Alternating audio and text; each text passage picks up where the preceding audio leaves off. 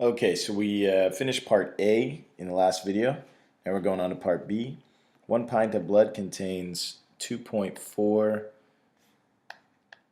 times 10 to the 12th red blood cells. How many seconds will it take your body to replace the red blood cells lost by donating 1 pint of blood? Remember, we produce 2 times 10 to the 6th per second. And so we want to know how many seconds it will take to replace all that. So if we divide the amount we need by the amount we make per second, we will get 1.2 times, so 2.4 divided by 2 is 1.2, and then 10 to the 12th divided by 10 to the 6th is 10 to the 12 minus 6, which is 6, right? So it's going to take that many seconds. And the second one is how many days. So to turn this into days, we go 1.2 times 10 to the 6th seconds, right? We could turn seconds into minutes. So 60 seconds to 1 minute. Let me move this stuff out of the way.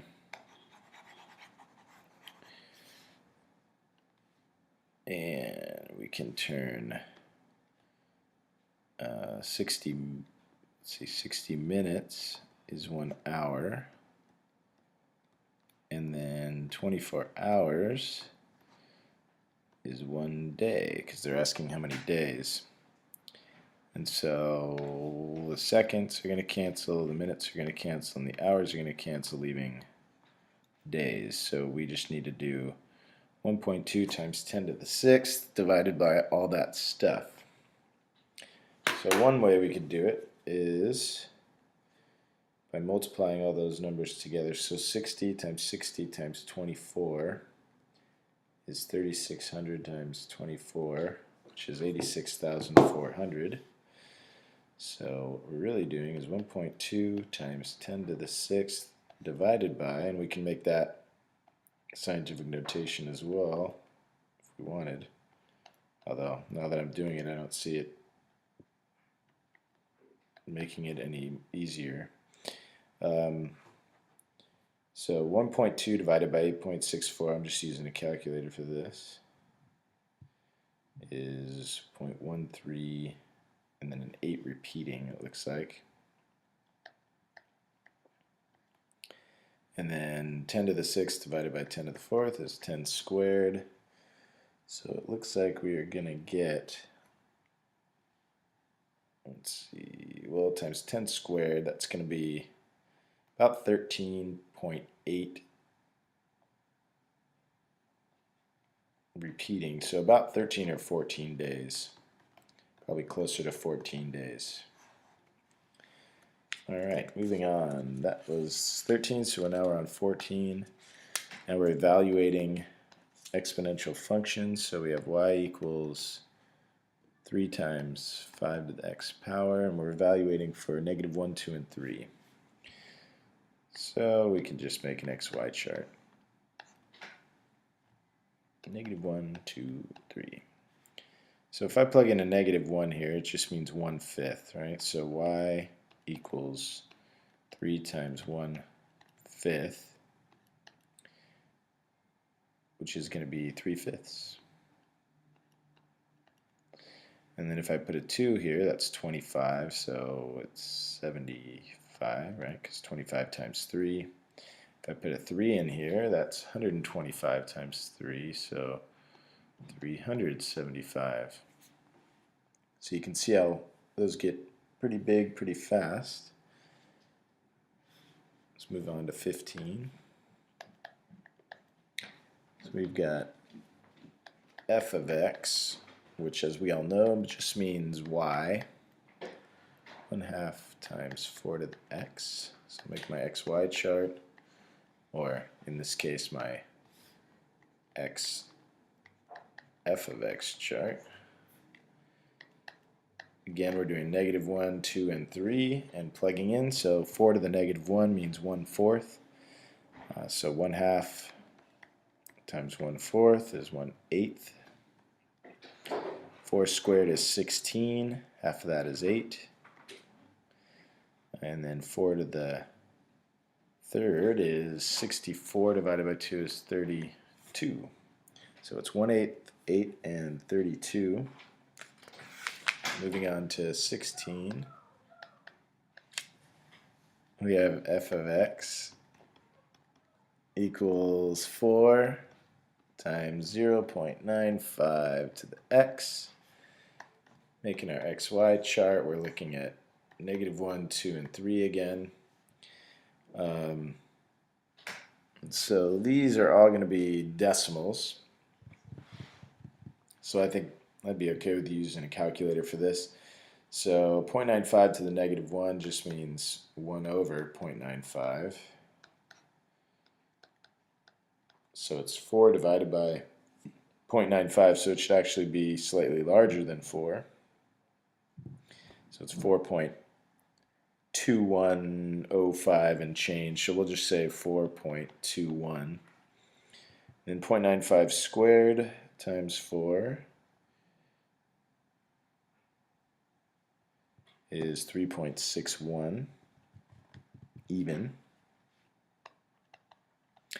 And then 0.95 cubed times 4 is 3.4295. And that comes out even too, so I'm not going to round it. And that's it for 16. Moving on. Now we're graphing. So for 17 we have y equals 1/2 times 2 to the x. Alright, so let me pull a graph out here.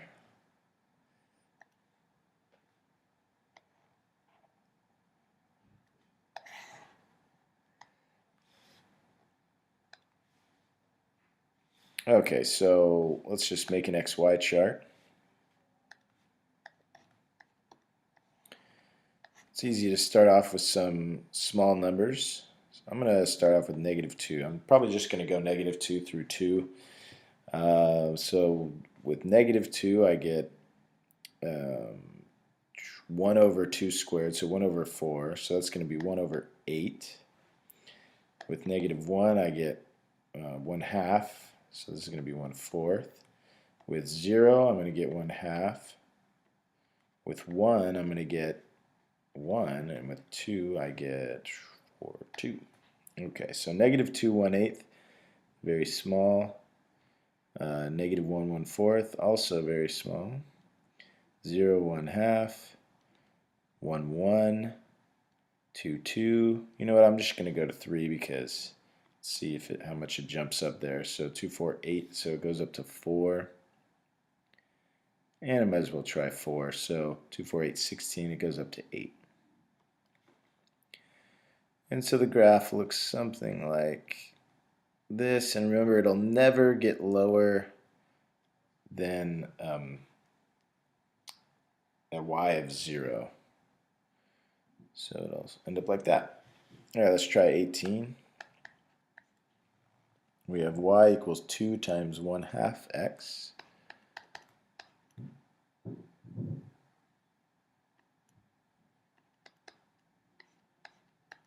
Alright, again I'll make my XY chart. And we can start off with -2. Let me pull one of these out here. Okay, so at -2, it's actually going to flip. The negative is going to flip it to a 2 and then square it, so that'll be 4. The -1 will flip it, but not square it. It'll just keep it as a 2. 0 will turn this into 1, so 2 times 1. Oops, that's not right. Is that right? Nope. I made a mistake. Let's go back to -1. Nope, I'm going all the way back to -2. Okay, so if it's -2, it's going to flip it and square it to a 4. Then times 2 is 8. There's our mistake. Okay, now -1 flips it.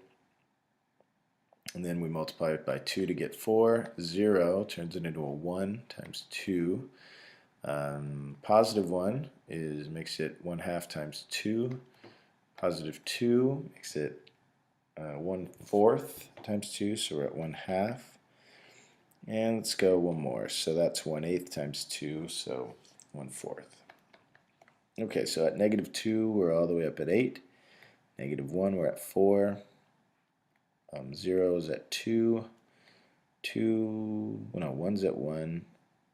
And then we go to 1/2, and then 1/4. Alright, so this one is going to come down like so. And then again, will not cross the x-axis. Something like so. Alright, that's 18.